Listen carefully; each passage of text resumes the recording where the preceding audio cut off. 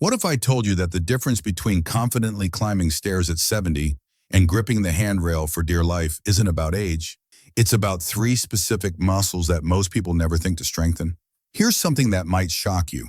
73% of seniors avoid stairs in their own homes, not because they can't physically do it, but because they've lost confidence in their ability to do it safely. But here's what physical therapists know that most people don't. You can rebuild that stair climbing confidence with just three simple exercises you can do right in your living room. Now, I know what you're thinking, another person telling me I need to get more exercise. But here's the thing, I'm not talking about some complicated workout routine. I'm talking about three specific movements that directly target the exact muscle patterns you use every single time you climb stairs. These exercises are so targeted that people often notice improvements in their stair climbing within just 2 weeks. Before we dive in, I want you to think about the last time you felt hesitant about stairs. Maybe you found yourself looking for the elevator instead, or perhaps you've started avoiding certain places because of the stairs. If this sounds familiar, type stairs in the comments. If you're watching this to help someone you care about, type caring, because looking out for each other is what community is all about. Don't forget to hit subscribe and turn on that notification bell so you never miss another tip designed to keep you moving with confidence and strength. Let's start building your stair confidence today. Exercise 1. Slow sit to stand. Let's begin with an exercise that looks simple but is actually the foundation of every single step you take up the stairs. It's called the slow sit to stand. And before you say, I already know how to stand up, let me explain why this particular version is different. Here's what most people don't realize. Every time you climb a stair, you're essentially doing a one-legged sit to stand movement. Your working leg has to lift your entire body weight up to the next level. But most of us stand up from chairs quickly, using momentum instead of muscle strength. That's why when we get to stairs, our legs feel unprepared for the challenge. When we slow down this movement, something incredible happens. We force our muscles to work through the entire range of motion, building exactly the type of strength we need for stairs. Plus, the slower movement trains our balance system, which is crucial for stair safety. Getting set up. Find a sturdy chair, preferably one without armrests so you won't be tempted to push off with your hands. Sit toward the front edge of the seat with your feet flat on the floor, about hip-width apart. This is your starting position, and it should feel comfortable and stable. The movement. Part 1. Here's where the magic happens. Take a deep breath in through your nose, and as you begin to stand up, exhale slowly through your mouth. But here's the key. I want this to take a full 5 seconds to stand up. Count it out. 1 Mississippi, 2 Mississippi. Feel that burn in the front of your thighs? That's your quadriceps, the exact muscles that power you up each stair step. The movement. Part 2. Once you're standing, don't just plop back down. This lowering phase is actually more important than the standing up part.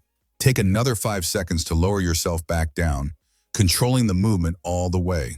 This teaches your muscles to control your body weight against gravity, exactly what you need when stepping down stairs. As you lower down, breathe in through your nose. This breathing pattern actually helps activate your core muscles, giving you more stability and power. The real-world connection. Every slow sit to stand you do is like making a deposit in your stair climbing strength bank. You're building the exact muscle memory and strength pattern your body needs to power up those steps with confidence. Begin with 5 repetitions, 3 times a week. If that feels too challenging, try using a higher surface like your bed or a firm couch cushion. As you get stronger, you can progress to a lower chairs or even try holding light weights. Safety first. If your knees bother you, don't go all the way down to the chair seat. Just lower partway down and stand back up. The movement should feel challenging, but never painful. Here's something beautiful that happens around week 3. Most people tell me they notice getting up from their favorite chair doesn't require the same effort anymore. That's when you know your stair climbing muscles are waking up. Exercise 2, lateral step up.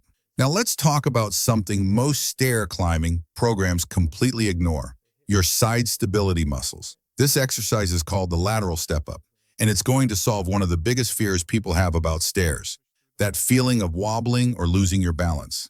Here's something fascinating. When you climb stairs, each leg has to support your entire body weight while the other leg swings through to the next step.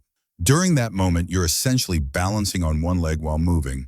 That requires incredible strength from muscles most people never think about, the muscles on the sides of your hips and thighs. Why this changes everything. Weak side stability muscles are the reason people grip handrails so tightly and feel unsteady on stairs. When these muscles are strong, you'll feel planted and secure with every step. What you'll need: a sturdy step. This could be your bottom stair, a step stool, or even a thick phone book. The height should be about 4 to 6 inches to start. Make sure whatever you're using won't slip or move. Safety is always our top priority. Stand beside your step with your feet hip-width apart. We're going to work one leg at a time. Place your right foot completely on the step, and I mean completely. I see too many people trying to do this with just their toes on the step, which is both less effective and potentially dangerous. The setup secret: hold onto a wall or sturdy railing with your opposite hand for balance. There's absolutely no shame in using support. We're building strength, not testing bravery. Even elite athletes use support when learning new movements. The movement. Now shift your weight onto the foot that's on the step. Here's the key part. Slowly step up by pushing through the heel of that elevated foot.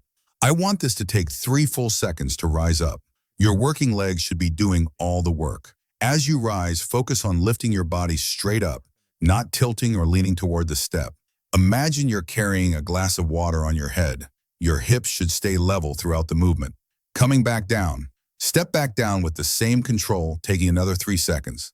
This controlled lowering is just as important as the stepping up. Your working legs should be controlling the entire movement. Breathe in as you prepare. Exhale as you step up. Breathe in as you step down. This rhythm helps keep your core engaged and your movement controlled. Start with 8 repetitions on each side, 3 times a week. Focus on quality over quantity. Perfect form is more important than high numbers. The progression path. Start with a lower step and gradually work your way up. Some people eventually progress to using their actual stair. But remember, height isn't the goal. Control and strength are. Real-world results. I had a viewer named Helen who started this exercise using a 2-inch step made from stacked books. Within 6 weeks, she was confidently climbing the stairs to her apartment without holding the railing. That transformation happened because she built real strength in the right muscles. This exercise directly translates to stair climbing because it trains your body to support your full weight on one leg while maintaining balance. Exactly what happens with every step you take on stairs. Exercise 3, eccentric step down. Our final exercise addresses what many people consider the scariest part of stairs: going down. It's called the eccentric step down, and it's specifically designed to give you complete control and confidence when descending stairs. Here's something that might surprise you. Going downstairs is actually more challenging for your muscles than going up. When you step down, your muscles have to control your body weight as gravity tries to pull you down faster than you want to go. This requires what we call eccentric strength, the ability to resist force while your muscles are lengthening. Most stair-related falls happen going down. That's because people lose this eccentric control and gravity takes over. This exercise is going to give you that control back, one step at a time.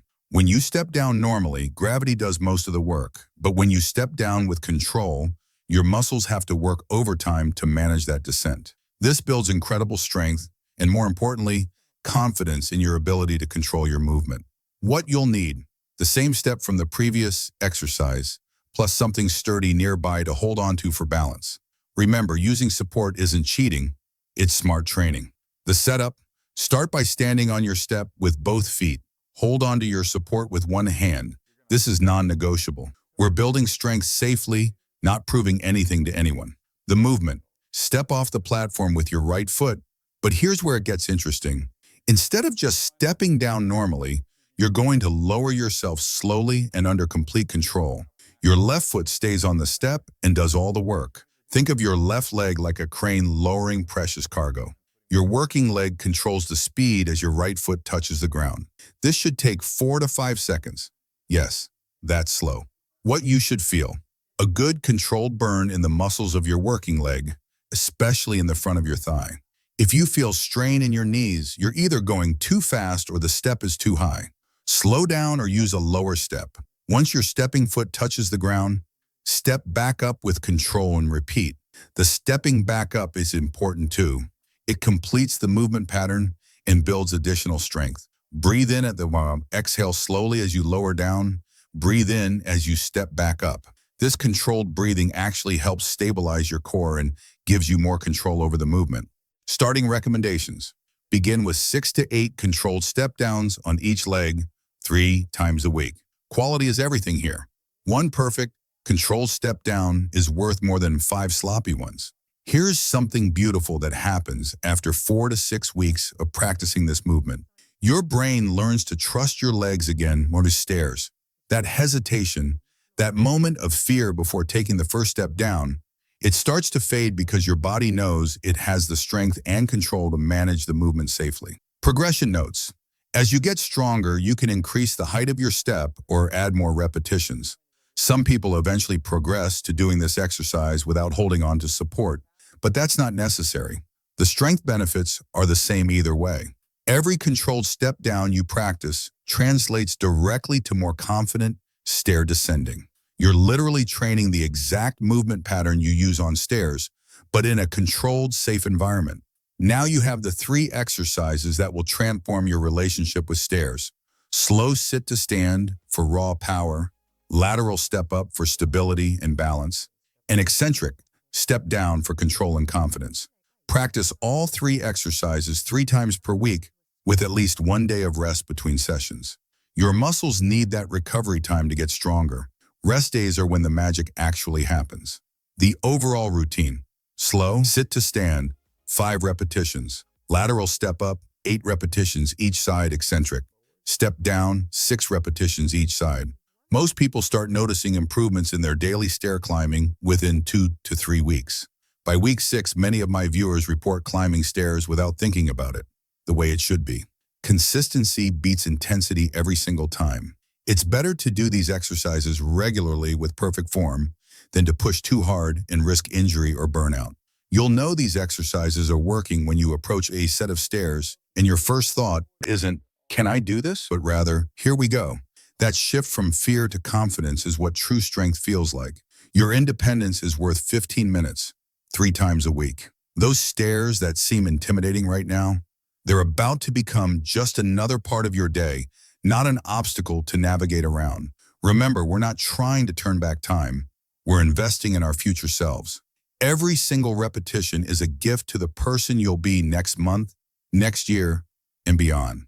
If you found this helpful, type yes in the comments if you're going to start these exercises this week. Type ready if you're excited about climbing stairs again. And if you know someone who's been avoiding stairs, please share this video with them. Sometimes the best gift we can give someone is their independence back. Keep moving, stay strong, and remember, it's never too late to reclaim your confidence, one step at a time. Watch this video next. 5 essential exercises you need to do after 60, because building total body strength is the foundation of lifelong independence.